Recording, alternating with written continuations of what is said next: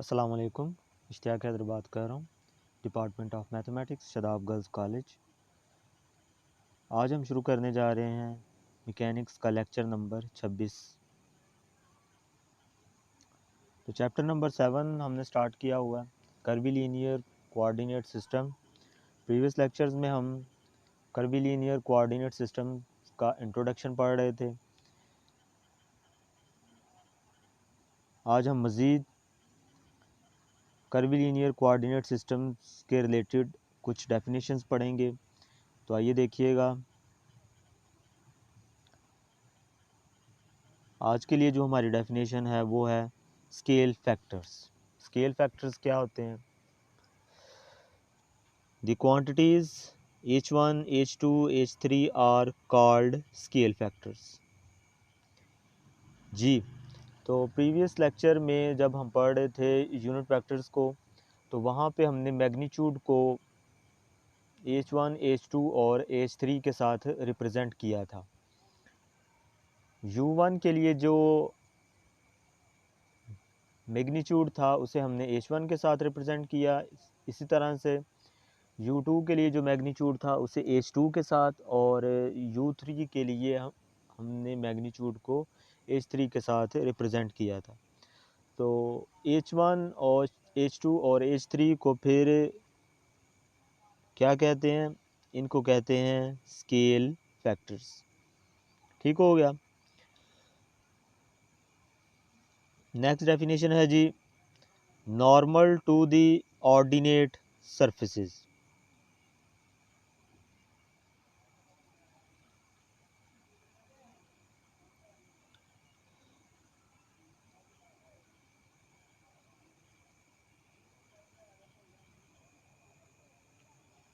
ये तो normal to the ordinate surfaces क्या हैं, आइए से पढ़ते हैं। Del U1 is a vector at P normal to the surface U1 is equal to C1। इसी तरह से del U2 is a vector at P normal to the surface U2 C2। and similarly del U3 is a vector at P normal to the surface U3 and C3।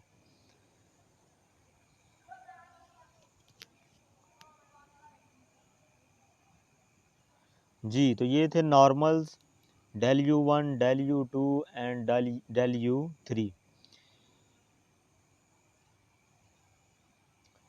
उसके बाद जी, unit vectors in the direction of normal to the coordinate surfaces. जी, तो अभी हमने जो normals पढ़े उनके यूनिट वेक्टर्स क्या हो सकते हैं। तो आइए देखते हैं कि unit vector for del U1 क्या होगा। अगर हम यूनिट वेक्टर को रिप्रेजेंट करें E1 के साथ, तो ये आ जाएगा हमारे पास vector over its magnitude, del U1 over del U1 magnitude. इसी तरह से डेल U2 के लिए यूनिट वेक्टर क्या आ जाएगा? ये आ जाएगा del E2 is equal to del U2 over del U2 magnitude. And similarly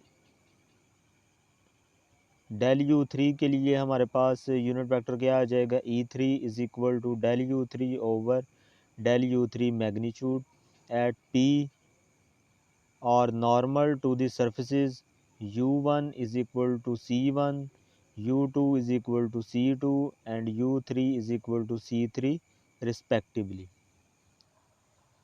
तो यहाँ पे ये जो बताया गया है कि U1 is equal to C1, इसके लिए नॉर्मल क्या यूज़ कर रहे हैं हम? Del U1। इसी तरह से U2 C2 के लिए हम नॉर्मल क्या यूज़ कर रहे हैं? Del U2। और U3 C3 के लिए हमारे पास नॉर्मल क्या हम यूज़ कर रहे हैं? Del U3। और यहाँ पे ये जो E1, E2 एंड E3 ये रिप्रेजेंटेशन है यूनिट वेक्टर्स की।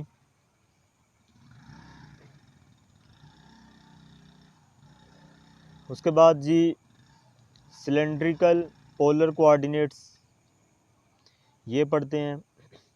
ये हम जितनी भी डेफिनेशंस पढ़ रहे हैं ये एग्ज़ाम्स में तो आपको नहीं आएंगी, लेकिन जब हम क्वेश्चन सॉल्व कर रहे होंगे तो तब ये बहुत दफ़ा यूज़ होंगी। इसलिए मेरी आपको सुजेशन है कि ये आप लोग डेफिनेशन जो हैं ये बहुत ही अच्छी तरीके से आप लोगों ने करनी है, ताकि आप लोगों को चैप्टर जो है वो फिर आसानी समझ आ सके। तो सिलेंड्रिकल पोलर कोऑर्डिनेट सिस्टम्स क्या होते हैं, आइए देखते हैं। The relation is x is equal to rho cos phi, y is equal to rho sin phi and z is equal to z।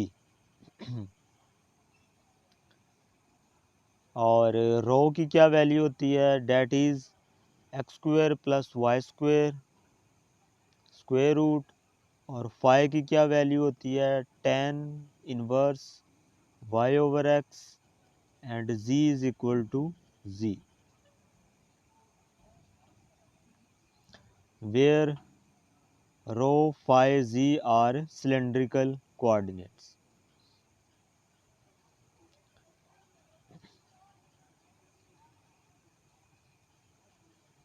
जी, तो ये रिप्रेजेंटेशन है जी सिलेंड्रिकल कोऑर्डिनेट्स की, सिलेंड्रिकल पोलर कोऑर्डिनेट्स की। ये आप लोगों ने याद रखनी है कि जब भी वो क्वेश्चन में देगा कि गिवन क्वेश्चन होगा आपके पास कार्टेशियन फॉर्म में। कार्टेशियन फॉर्म कौन सी है यहाँ पे, एक्स वाई एंड जी। तो क्वेश्चन को आसान करने के लिए हम कार्टेशियन कोऑर्डिनेट को चेंज कर देंगे पोलर कोऑर्डिनेट्स में। तो पोलर कोऑर्डिनेट्स में रिप्रेजेंटेशन हमारे पास कौन सी होगी, रो फाई एंड जी, जिसमें x इक्वल होगा रो कास फाई के, y इक्वल होगा रो साइन फाई के और z इक्वल होगा z के, जबकि रो फाई और z की जो वैल्यूज़ हैं वो ये होंगी। तो ये आप लोगों को ज़ुबानी आनी चाहिए। पेज नंबर 199 के ऊपर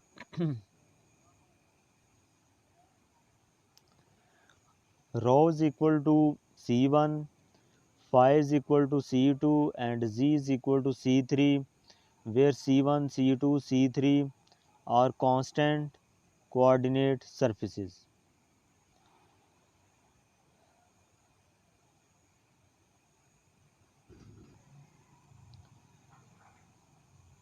उसके बाद जी दोबारा से सिलेंड्रिकल कोऑर्डिनेट सिस्टम है। इसमें मज़ीद सिलेंड्रिकल कोऑर्डिनेट सिस्टम को एलेबोरेट किया गया है कि सिलेंड्रिकल कोऑर्डिनेट सिस्टम में जब आप कार्टेशियन कोऑर्डिनेट सिस्टम को ट्रांसफॉर्म करेंगे सिलेंड्रिकल कोऑर्डिनेट सिस्टम में, तो लिमिट्स भी ज़ाहिर सी बात है चेंज होंगी। तो वो लिमिट्स हम क्या यूज़ करेंगे वो देखिएगा। कि ट्रांसफॉर्मेशन के लिए तो वही इक्वेशन यूज़ होंगी जो अभी हम पढ़ के आए हैं कि for the transformation equation expressing rectangular coordinate in terms of cylindrical coordinates, ये होंगी x is equal to rho cos phi, y is equal to rho sine phi and z is equal to z। तो transformation equation तो वही हैं, लेकिन limits भी ज़ाहिर सी बात है कि जब हम सब्स्टिट्यूशन करते हैं तो जो ओरिजिनल लिमिट्स होती हैं सब्स्टिट्यूशन के बाद वो भी चेंज हो जाती हैं। तो वो चेंज लिमिट्स क्या होंगी, z की लिमिट्स होंगी माइनस इन्फिनिटी से प्लस इन्फिनिटी तक, फाई की लिमिट्स होंगी 0 से ले के 2 पाई तक, और रो की लिमिट्स होंगी 0 से ले के प्लस इन्फिनिटी तक। उसके बाद है जी रो फाई और जी की वैल्यूज़। तो ये वैल्यूज़ अभी हम पढ़ के आए हैं, तो ये आप लोग देख लीजिएगा। उसके बाद डेफिनेशन नंबर 3 है कोऑर्डिनेट सरफेसेस या कोऑर्डिनेट कर्व्स। तो कोऑर्डिनेट कर्व्स क्या होती हैं, आइए देखते हैं कि if u1 is equal to c1, u2 is equal to c2, u3 is equal to c3 are called coordinate surfaces. Each point of these surfaces intersect in curves called coordinate curves or lines. जी, तो ये यहाँ पे जो हम substitution करते हैं जब x Y ज़ी को ट्रांसफॉर्म करते हैं u1 u2 और u3 में, और जिसमें u1 इक्वल होता है c1 के, u2 इक्वल होता है c2 के और u3 इक्वल होता है c3 के, तो इनको बोलते हैं कोऑर्डिनेट सरफेसेस। तो अगर इन तीनों सरफेसेस के पॉइंट्स इंटरसेक्ट कर रहे हों एक दूसरे को, तो इंटरसेक्शन के बाद जो हमारे पास कर्व्स आती हैं उन्हें बोलते हैं कोऑर्डिनेट कर्व्स या फिर लाइंस।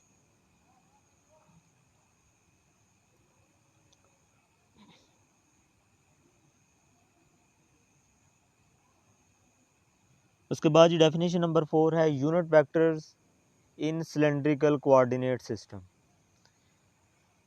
जी, तो सिलेंड्रिकल कोऑर्डिनेट सिस्टम जो अभी हमने पढ़ा, इसमें यूनिट वेक्टर्स क्या हो सकते हैं, तो आइए से पढ़ते हैं पेज नंबर 200।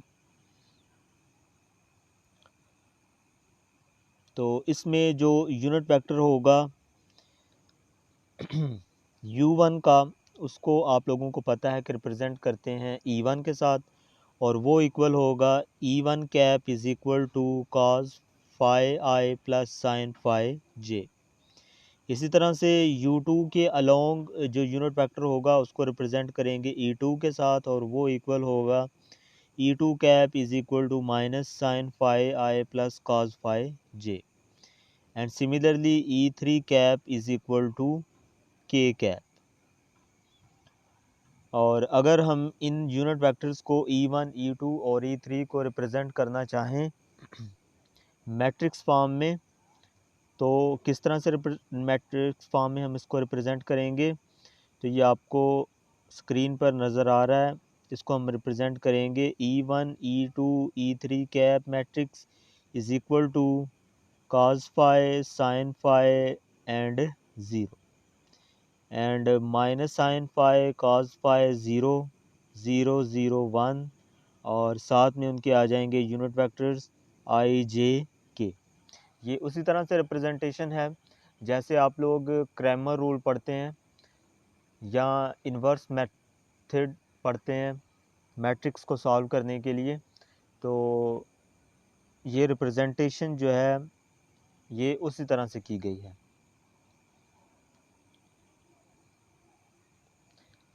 तो डेफिनेशन नंबर 5 है कि सिलेंड्रिकल कोऑर्डिनेट सिस्टम में स्केल फैक्टर्स जो हैं वो क्या होंगे, तो वो होंगे हमारे पास स्केल फैक्टर में एच रो की वैल्यू होगी 1, एच फाई की वैल्यू होगी रो, और एच जी की वैल्यू होगी 1, are called the scale factors of cylindrical coordinate system.